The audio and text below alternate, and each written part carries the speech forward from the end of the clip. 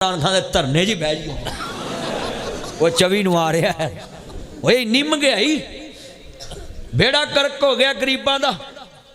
आंदे सी नवां पाकिस्तान जाऊ पुराना लै आवांगे। घटिया तो नहीं कुछ भी, जे कोई घटिया तो दुकान वाले घटाउंदे ही नहीं। आज जिन्ना मजमा बैठा ध्यान करो गल सुन वाली।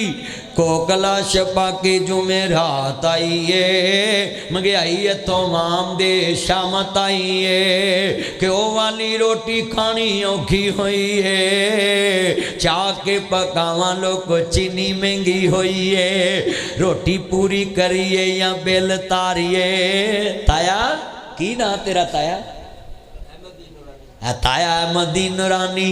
रोटी पूरी करिए या बिल तारिए। दसो केड़े खूहे च छाल मारिए। रोटी पूरी करिए या बिल तारिए। दसो केड़े खूहे च छाल मारिए। सोच सोच वाल उडे जिवें टिंड कीती नाईए। होए होई टिंड कि नहीं हुई है? महंगाई ने बेड़े पा दिते ने। निका जा बाल आंदा होई है। अल्लाह अल्लाह सोने रब्बा साड़ी सुन दवा, कोई चंगा हुक्मरान साडे मत्थे ला।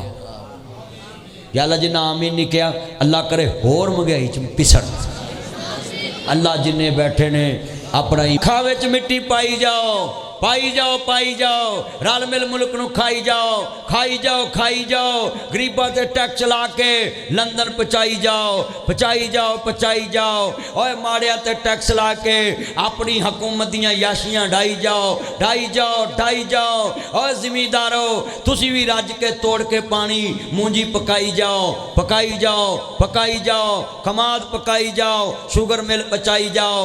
और जिमीदारों नग्गी दाल वेसन बना के मज़ारा च पकौड़े बना के खवाई जाओ, खवाई जाओ, खवाई जाओ। और दोधियो तानू भी खुली छुट्टी है।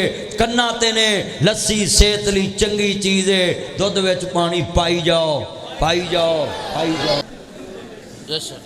मन गशब अलैसा मिन्ना, जिन्हें मिलावट की थी मेरे मुहम्मद दी उम्मत चो ही नहीं गा। वाह वाह वाह वाह वाह। बोलो भाई।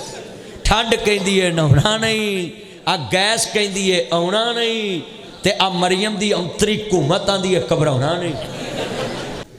कहती मेरी किसान भाइयों गंदम की बिजाई करो, मैं तुम्हें नुकसान नहीं होने दोगी। मैं कहा पहले उन्होंने मंजी नहर ते आ गई है। और किसानों का बेड़ा गर्क हो गया।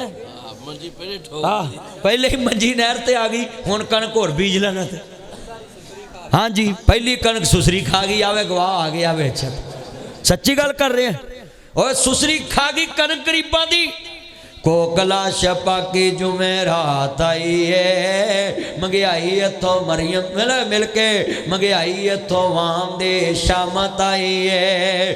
कोकला छपा के जुमेरात आई है मरियम इथों किसाना दे शामत आई है। घ्यो वाली रोटी खानी औखी हुई है, चाह की पकावा लोग चीनी महंगी हुई है।